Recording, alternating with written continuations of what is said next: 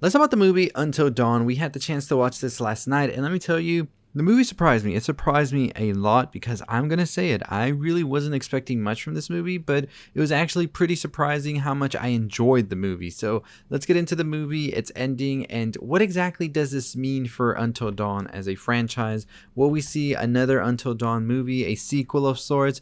Let's talk about all of that because there is a lot to discuss from this movie. So let's just discuss the story. Of course, there's going to be spoilers, potential spoilers as well for the game, although I won't really touch much on that because if you want to play the game, I feel like you should play the game. But this movie's premise says 1 year after her sister Melanie disappears mysteriously, Clover and her friends head into the remote valley where she vanished in search of answers. They find themselves horrifically murdered only to wake up and find themselves back at the beginning. Trapped in an endless time loop, they're forced to relive the nightmare again, only each time the killer is different, each more terrifying than the last, and the only way to escape is to survive until dawn. So in this film you have Clover, Max, Nina, Megan, and Abel, as well as Melanie, who is the missing sister, and Hill, who is this mysterious man who we'll get to in a bit. So throughout this film we see that Clover is trying to sort of retrace the steps that her sister took before she mysteriously disappeared, and they eventually end up going to a place called Glore Valley where they end up being trapped in a time loop in this home. And of course there's references to the game here and there, most importantly the sand clock that is very similar to the poster of the game. Now of course in the game it's a little bit different how things happen there, and I won't get into the game, I'll save that for another video if you want. But we do end up seeing that they end up being chased by a mass killer on the first night, which is very similar to what we see in the game as well. And they all die, and then they are brought back to the exact moment when it became nighttime and their name gets written on the book. And now they realize that they're going to go through the motions again, only this time it's going to be something different, in which case it turns into a possession that happens that eventually takes them all out, but also the mass killer is around. So it seems like when something happens, the other things stay, and then we keep on seeing things happen and happen and happen over again. Eventually this makes them go into the 13th night, and now they've been doing this for 13 times, and we've seen that there are different things that are out there to get them. There's a mass killer, there is water that makes them explode. By the way, the gore in this movie was insane. I did not expect that at all. But yeah, the mass killer is still out there as well on top of everything else that has happened. There's also the Wendigos that are out, and we now know that the Wendigos are other people that have vanished before here, because what's going on here in the Until Dawn house is there is a character named Dr. Hill, who was the gas station clerk we met at the beginning of the film, who was trying to lure them in here because he has been doing experiments on the town in order to see what enough fear could do to a person. And he found out that with enough fear, with enough of these chemicals in your body, you eventually will turn into a Wendigo that he wants to sort of study more and more. So he's just turning these people that get lost out here into Wendigos for his own amusement. And this is what happened to Melanie, Clover's sister. She is now a Wendigo as well. And Dr. Hill is now wanting to do this to them, but he says that he'll let them go if they can decide if one person who is stuck here dies and the other ones can be set free. So one of the characters here, Abel, who is a newcomer to the group, is determined to let somebody be sacrificed. But eventually, of course, the rest of the group is we're not going to do that. We're all getting out here. So let's just leave that behind because that's not going to happen, right?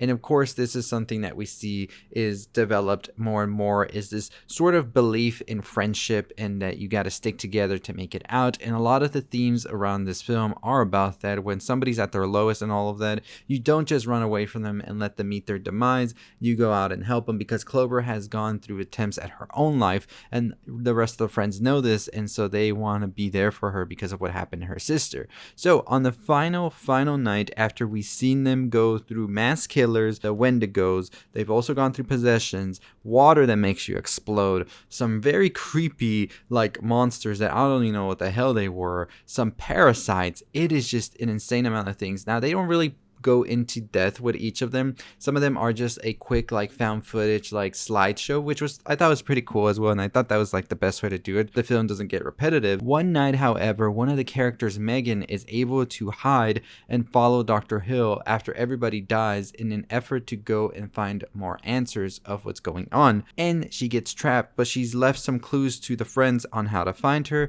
which we see they eventually do. Clover has to now also make up her mind about her sister because her sister is now a Wendigo, and she decides to kill her sister to set her free from this sort of torment she's been on. We see the other friends, they are battling the masked man and the Wendigos as we see Clover go to confront Dr. Hill and tell her that it's all done. Dr. Hill, of course, says everything that has happened here is because of you. These are your fears. The mass killer is about your paranoia and how you feel helpless. The exploding water and all of that is because you are on a self-destructive path. So everything that they've been seeing and feeling is because he's been taking it from Clover's mind.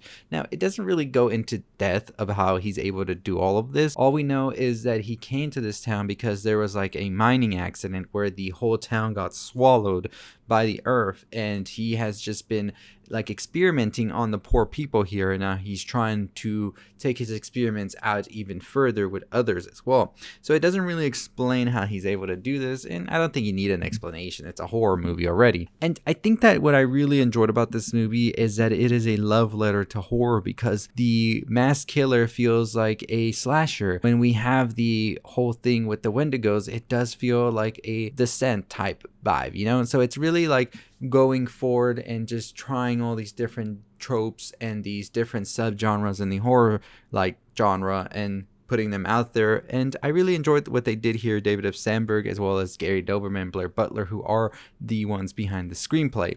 And so we pretty much see that by the end, Clover realizes somebody has to just die. And what she eventually does is she gets one of Dr. Hill's mugs he's drinking from and gets some drops of water in it, and thus when he drinks from it, he eventually explodes himself and he dies. So now they just have to survive until dawn, which they do, and now they are free from the curse because somebody has died, and it is Dr. Hill. We see the friends carry on their way, and now Clover has realized that you gotta live like it's your last time because you don't know what's gonna happen, right? She's overcome this feeling of grief and this feeling of longing for her sister. She's finally had the closure she needed to have by coming out here, and she survives another day. And that's pretty much where the movie ends. But is Dr. Hill really dead? We saw him explode, right? Well, we see at the end that there is still the Dr. Hill whistling going on, and the TV monitors he was using to watch the friends play this sort of twisted game are now turning back on, but it's a different setting. It's a cabin in a snowy place. And of course, that is where Until Dawn, the video game, takes place. And also prior to this, we saw that there was a whole thing with Joshua Washington's papers on the desk of Dr. Hill, almost like he was preparing the next game. And of course, we know Joshua Washington is the character Rami Malek plays in the game. And that means that this is a prequel to that game, of course. I don't know, but it is setting up something very exciting, and I think that definitely is something that we want to know more about. But we actually heard David F. Sandberg talked about it and say that it's tricky if they're going to do anything with this. So David F. Sandberg says it's an interesting question. I mean, it's an Easter egg, sort of. It's a little tricky because while we were shooting it, we actually sort of said it takes place after the game, but what we're doing at the end implies that it could take place before the game. To be honest, it is not something I've sort of said completely. I think it can be left open at least until they want to do a sequel, and we have to figure out what exactly that is. To me, whenever I make a movie, I just focus on making the best of that movie. I would say the same with Shazam.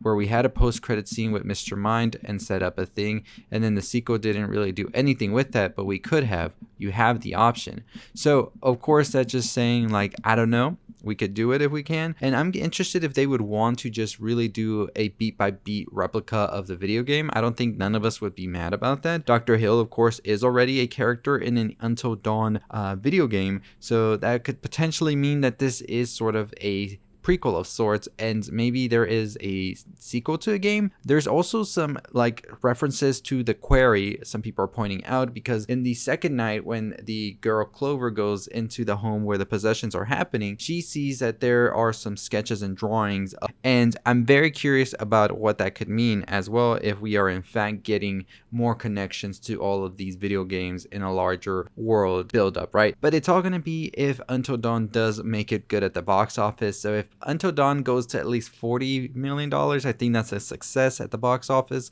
and potentially could see this spawn into something even bigger. But I'm very curious what you think. We'll break down more of the movie and its ties to the video games in another video where I'll talk more spoilers about the video game as well and the query and all of that and how it could set up a larger universe. But that video will come out next week. Let's see how the movie does over the weekend and if it indeed is going to warrant a sequel or not. But follow me for more on all the things you love. Make sure you hit that subscribe button. We talk movies, pop culture, music, all that good stuff. I'll say I love you next time. Stay safe, stay positive.